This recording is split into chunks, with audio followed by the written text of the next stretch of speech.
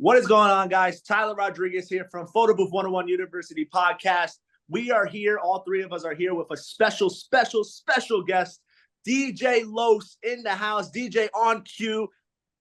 Make some noise. What up, baby? It's your boy DJ on cue. We in the building. What's going on? Photo Booth 101 family, make some noise. DJ Los or DJ on cue. What do you want to call yourself now? What are you known as now? So just to clarify, I will always be DJ Los, but for business purposes, I had to change it to DJ on cue because if you Google DJ Los, more like 5 million come out. You know what I mean? So it's a well-populated name, and it's not really cool. You know what I mean? So I had to make a decision, and it wasn't my first choice, but business-wise, it was a good choice. You know. So if you guys don't know, to answer your question, you can call me Los. Los. All right. Well, DJ Los, if you guys don't know him already, he is also part of the Photo Booth 101 family. He has a photo booth from Drew, the deluxe booth. And I guess I'm gonna get started. So DJ Los, what made you implement a photo booth into your DJ services, and explain your story? Obviously you've been a DJ for many years, like you've explained to me, off the camera, but explain how you got into the photo booth world. What made you get into that? Because so my cousin was the one that threw it at me last year, because he owns a DJ company in Orlando, Florida, and he was like, yo, you should get a photo booth. You know what I mean? And I always kept putting it to the side, but then I started seeing events and people would have it. So I was like, all right, let me look into it. But I was shopping for 3 months. And I almost made a decision. I already forgot the name of that vendor, but I ran into Drew on TikTok. And I was like, yo, this is dope. Because it's what sold it to me was the easy breakdown. That was 1, 2, 3. That thing is idiot proof. Excuse me. You know what I'm saying? That's the best way I could put it. I'm talking about the deluxe. So and it he sold it well. That's what, and I don't regret buying it. I don't regret buying it. It's a great piece of tool, and the clutch thing about it is that it came already in a case. That is clutch for transportation, safety. That's the two key for me, and it has wheels.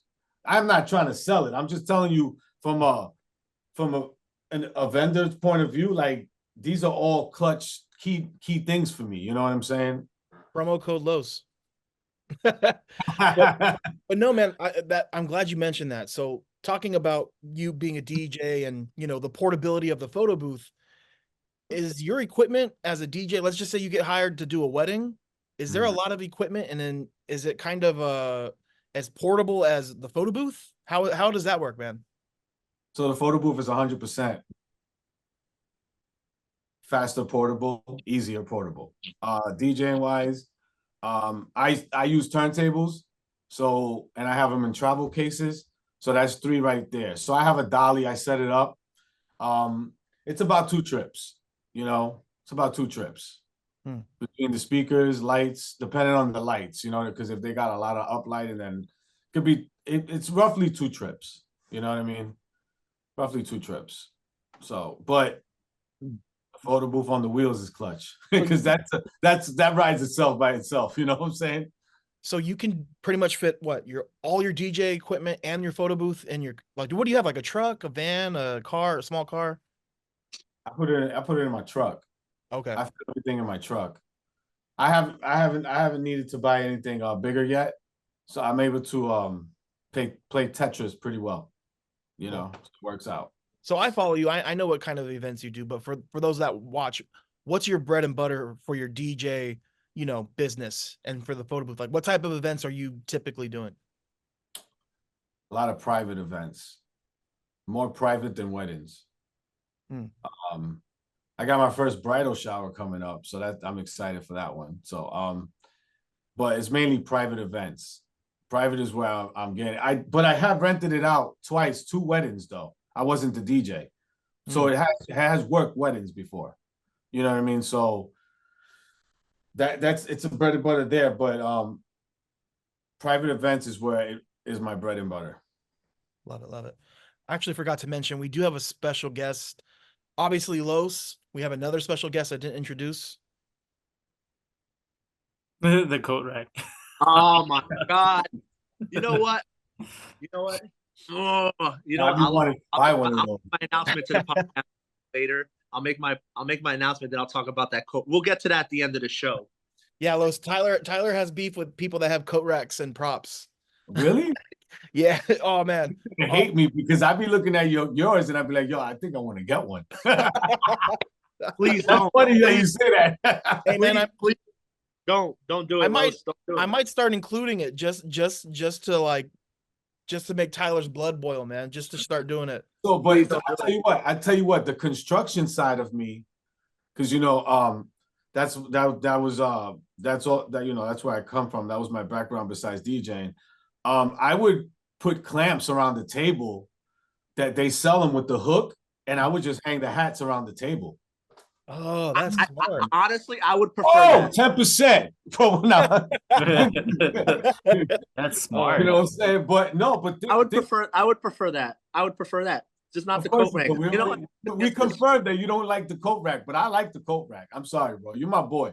But I'm not gonna lie to you. Hey, what if we started a movement and removed the prop table completely and just brought like 6 coat racks? Tyler, oh my God, man. I would have a faint. I would faint. So you would make a tree and put like Velcro on the cards. You know what I mean? So they can pick them out. Oh, we're going somewhere. You guys are just picking on me today, man. Let me just move this in the shot. I didn't even know they're picking on you. I'm just freestyle. I just go. No. I know. No, the last week's episode, man. I had a very bad experience, and we freaking started just talking about the coat rack. He red zone, bro. He went straight in the red zone.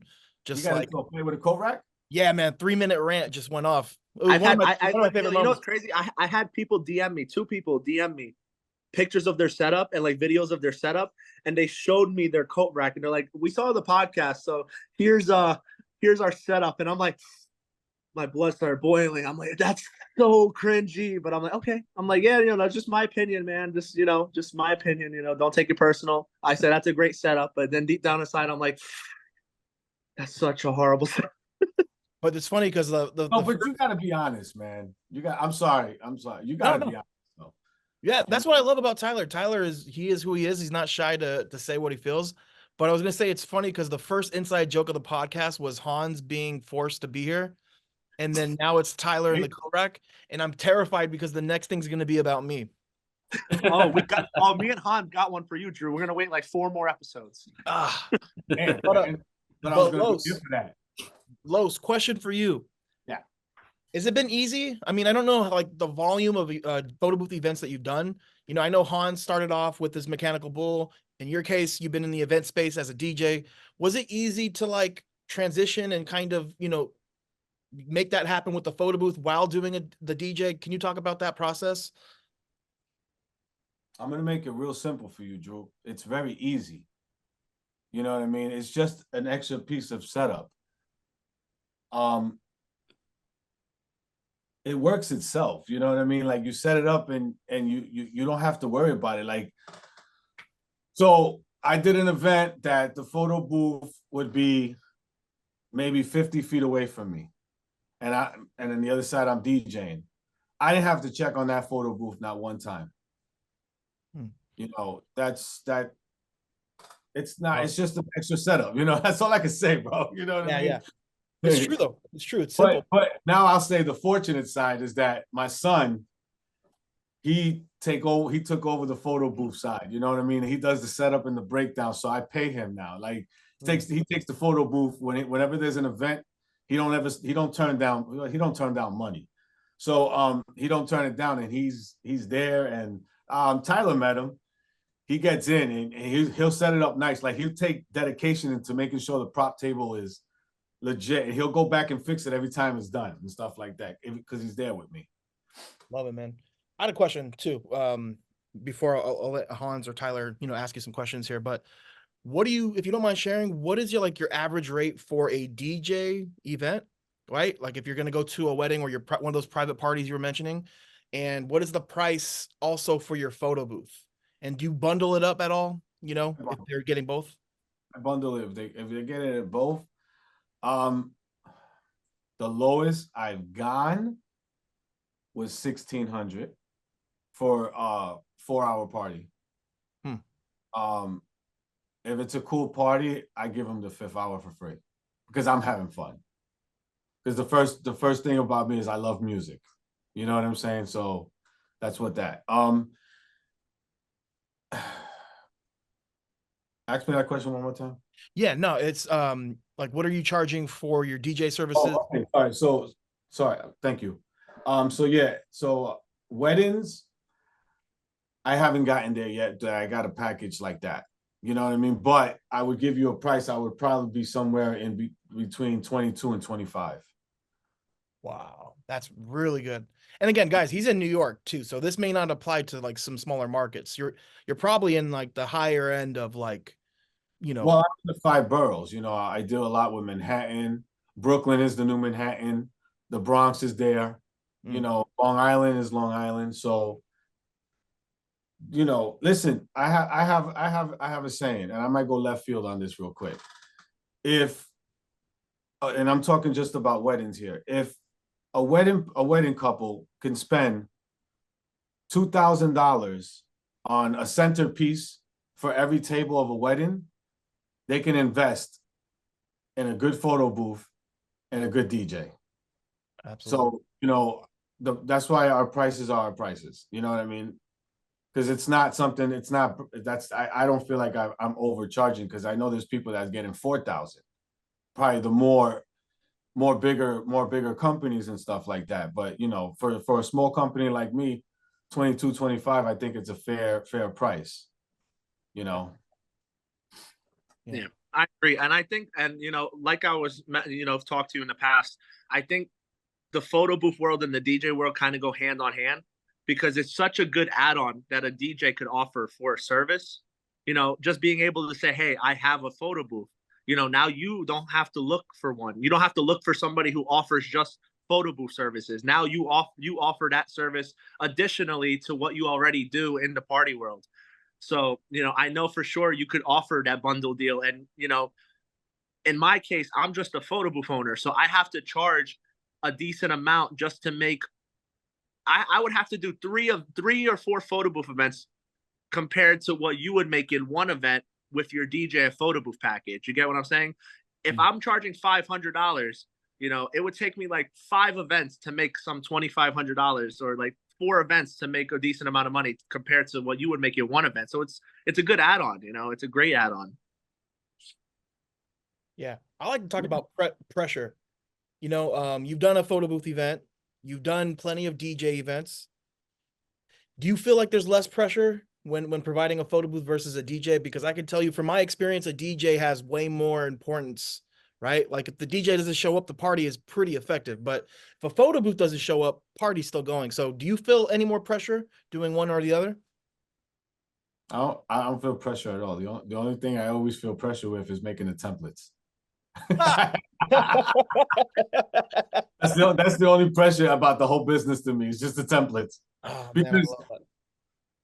I'm not the techiest person, but I like detail. So not being knowledgeable to how to do that detail gets frustrating real easy.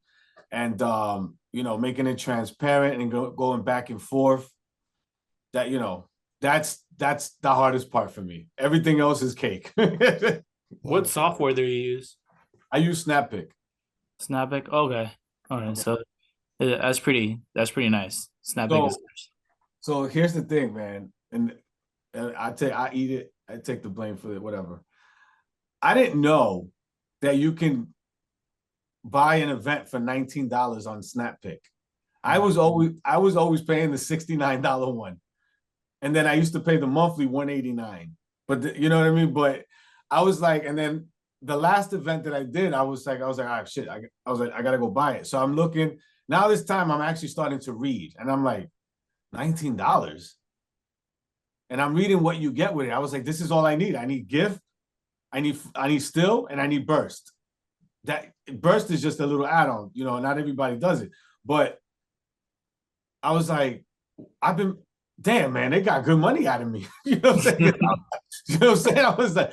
So then one thing I truly, what kept me with SnapPick, and I'm not getting paid for this, their customer service is legit. Like their tech support, like literally the longest I've ever waited for a response is maybe a minute and a half. And they stay with you until the problem is fixed. You know what I'm saying? And they have went so far as help me make the template, like, because I was having a problem making it transparent. They made it for me, which is not really in their job description. You know what I'm saying? So, and then they pretty much talk, like they wrote it real basic English, how to do it. You know what I mean? So that's why I've always stuck with them. You know what I mean? That's honestly the truth, is their customer service. I played a little bit with their AI features, and it's pretty cool. I did one event with it. But that's where you have to spend extra money. You got to buy the credits. You know what I mean? But SnapPick has got a lot of dope features, and I don't have a 360 machine because that machine has never been my thing. But I hear that feature also is pretty good on that software. Yeah, I tell everybody, man, SnapPick to me is the best software. If you want to go like tech wise and you want all the bells and whistles, you want to get turned into a Barbie. They just announced all these cool features. But with LumaBooth, you can't beat the value. You know what I mean? You can't beat the value. No. You know, like it's like I like you love Toyota. I like Lexus. You know what I'm saying? Yeah. Oh, totally. You know what I'm saying? So it's like I respect it. You know what I mean? You know, it's just that's the first one I went to, and I learned from that one. And now that I find out there's a $19, I was like, because I was getting ready to swap. I was like, I can't keep paying these $89, bro. Yeah, but the support though, man. The support, that's why I'm super hyped on, you know, the Photo Booth 101 LumaBooth chat. Like that, I personally think we have better support than the actual company. That's what's No, up. no shots at the company, but I understand it, man. It's a price point thing. Like SnapPick, if they're charging you $180 a month, they got more room to pay people to be on hand versus LumaBooth, right? You can pay like $17 a month. So the money may not be there, you know? So check this out. You still get the same customer support at the $19. You buy that event. oh, it's the same support. I didn't know that. Yeah, it's the same support. You know what I'm saying? So the support don't change. That support is always on the bottom right. You ask questions, they're there to answer. You know what I'm saying? So I've never tried LumaBooth. You know what I mean? I don't talk shit. You know, I've never tried them. So you know what I'm saying? Like I hear from what I've seen in the chat, a lot of people are using it. So it's obviously working. You know what I mean? There's nothing bad to say about it. You know, it's like I said, Toyota, Lexus, you know, Mercedes, BMW. Yeah, it's all about that. You know what I mean? That's where I'm at. So while you're doing like in an event as a DJ, because you said that you've left the photo booth alone and you don't ever have to touch it or whatever. Have you ran into a problem where like I know Luma already fixed it, but like for a while we were having trouble where like you had to reset the app or something. Have you ran into something like that as well? I was looking for some wood, but I don't have any wood around me. But knock on this. No, not one yet. Nice. Okay. Not one yet. And that's the thing that you know, as a boss, you always have in your mind. Something can go wrong. You know what I mean? So for example, if like I had a drop off right before I went on vacation. This was a last minute thing, and it came from Facebook. That was the one that shocked me. But I was leaving on a Wednesday, and this guy had a party on a Tuesday for his girlfriend called a Galentine. It was all the way. It was about almost an hour away from me in Long Island. You know what I'm saying? And I went and dropped it off, and I came home. I was like, I'm not staying out there for 5 hours. So I came home, but you think in your head like, shit, something happens. I got to drive back a whole hour try to fix something. You know what I mean? But that was like my biggest fear. That's always any event that was a drop off. I had a few, that's my biggest fear. I have to go back. You know what I'm saying? Like, but Isn't no, that but the scariest one I've had though was a wedding that it was outdoors and it was just windy. No matter what you put on the poles, it was blowing it away.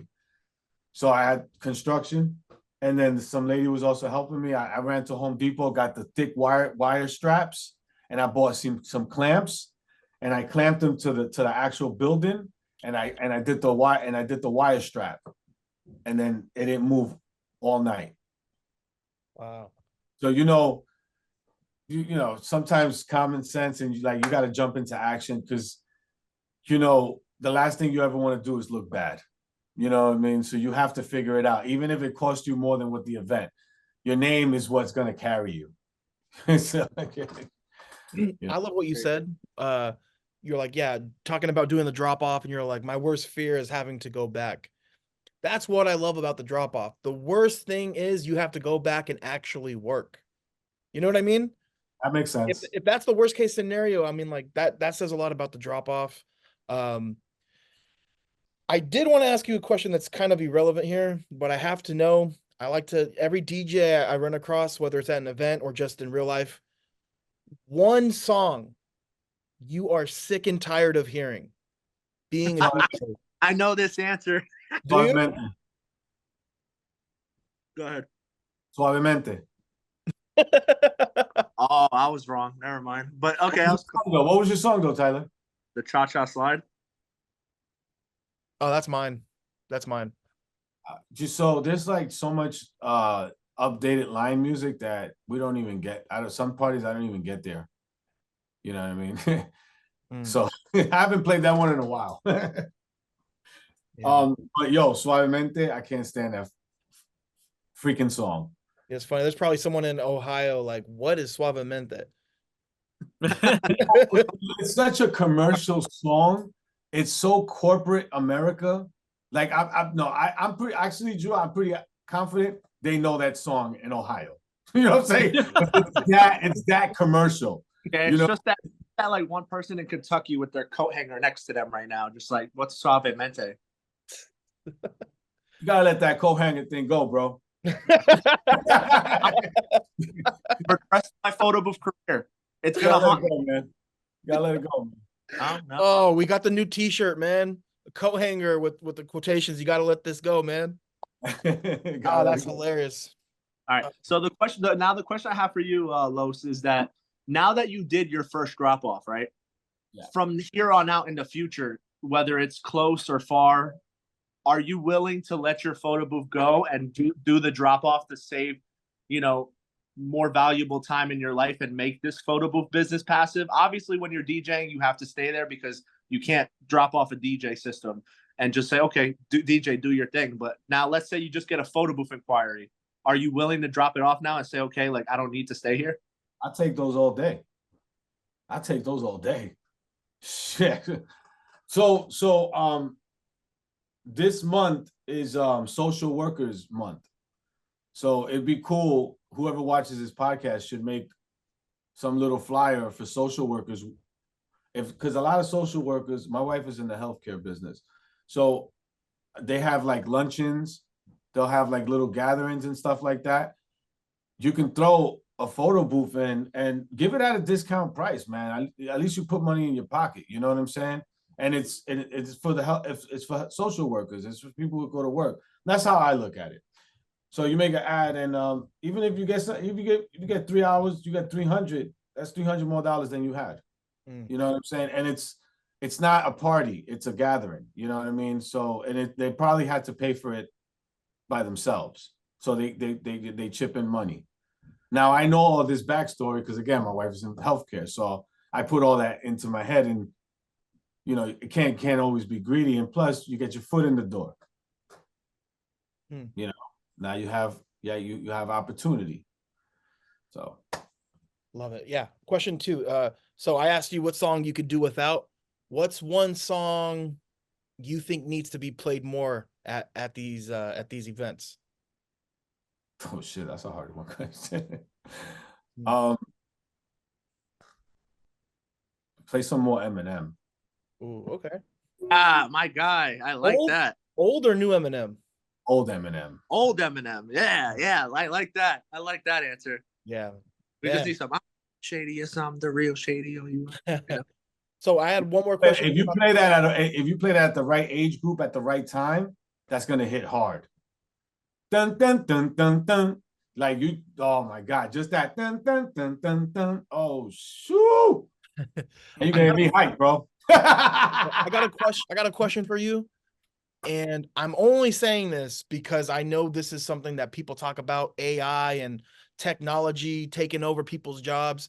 Do you have any fear of DJs being replaced by like some sort of device or something that people can just drop off and just cue the music and all of that? Or what's your thoughts on that? That's a cool question, Drew. Never thought about it. But I have chipped in on the AI. You know what I mean? Because that chat G, whatever they call it, GPT.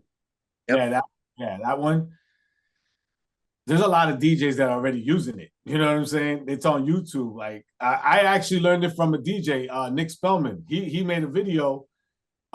He was like, "Yo, check this out. I'm doing a high school reunion of 1979. What songs were popular at that time?" And it gave him a whole list of music. You know, so it could be a help. Now, as far as the DJing part, I think that is always going to be around because you're going to want to see somebody live. You know what I'm saying? That part I don't think is ever going to die. I think the technology of DJ is going to keep evolving, but because now you got the controllers, you got people showing up at parties with little things like this, and they do an amazing job. And I'm still showing up with these things, you know what I'm saying? But it's just evolving. That's it. I think AI is gonna help. I don't think so much take away from actual DJs. It might help like some club owners that are cheap and don't want to pay for a DJ. They curate a playlist, some lounges and stuff like that. Like I can see that happening Monday through Wednesday. You know what I mean? When they don't want to pay a DJ, but they want to have some good music. You know what I'm saying? Spots that are open those days, and then usually Thursday to Sunday, there's DJs working. So. Yeah, no, I kind of understand where Drew came from with that question because I think he's saying like back in the day when the photo booth world first started, and Drew could vouch for us because he was there. It was all DSLR photo booths where you needed somebody there because obviously it's all wired and cameras and all that stuff. Someone had to run that booth because, and obviously they often, the DSLR was only prints. There was no such thing 20 years ago of photo, GIF, boomerang, video mode. There was none of that. So, and Drew again could vouch because 10 years ago, he was in that same situation. And now 10 years later, now we have an iPad that you could drop off, set up your whole setup, even with the coat hanger.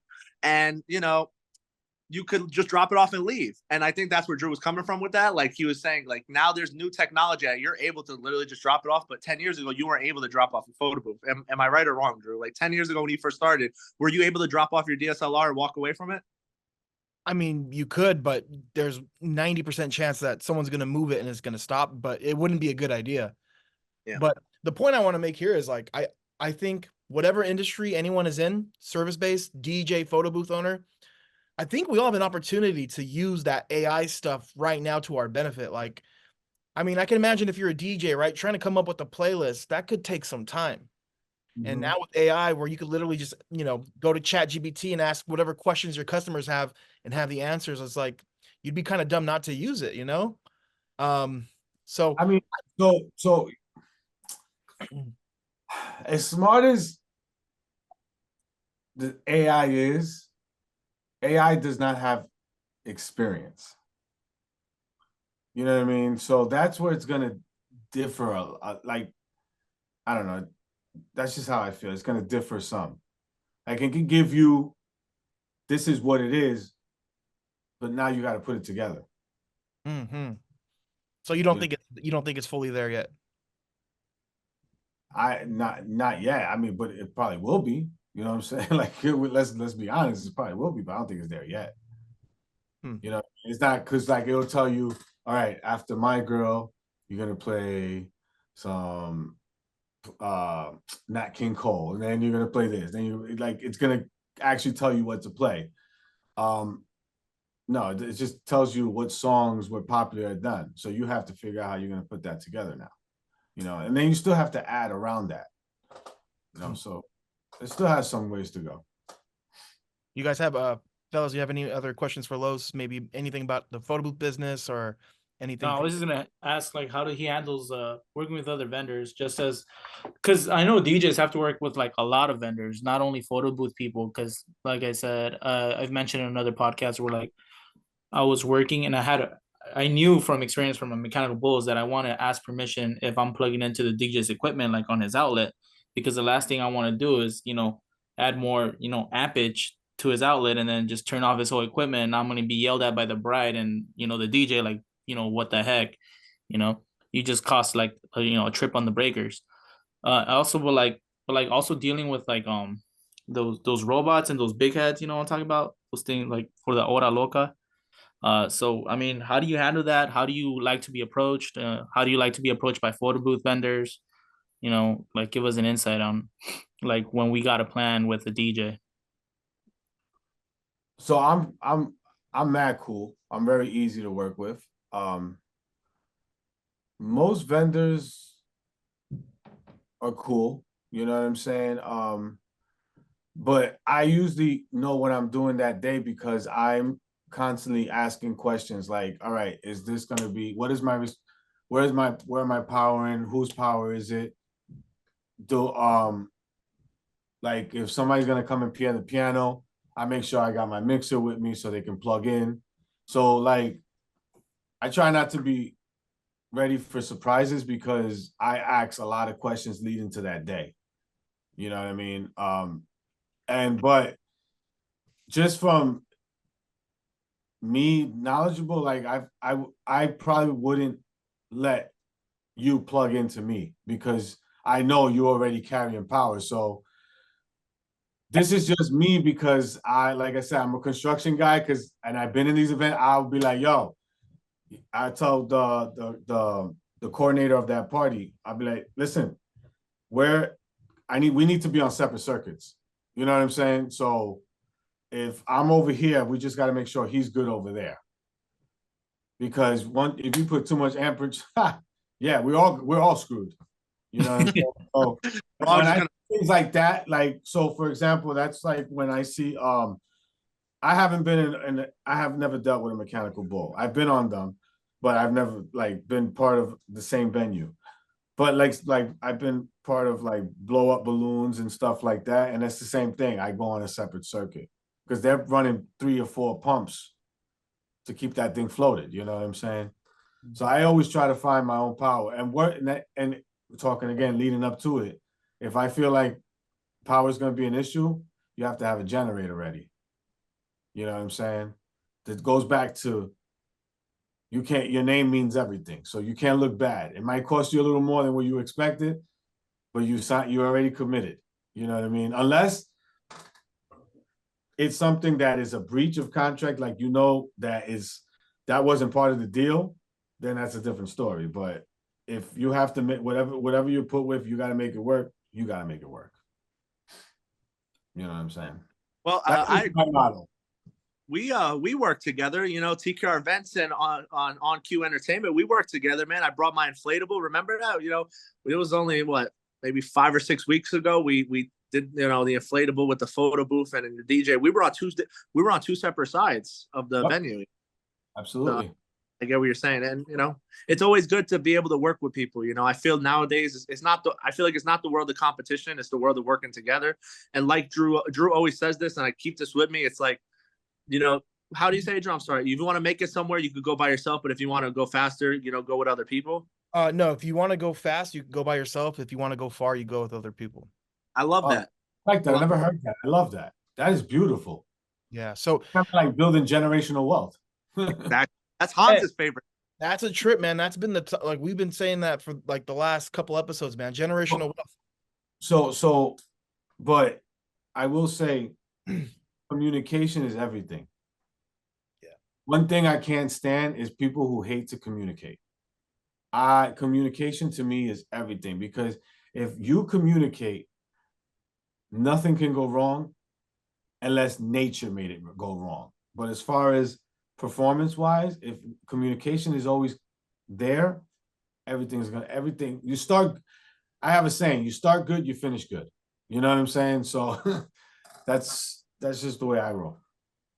Love it. Awesome, man. Well, Los, man, thank you so much for coming on.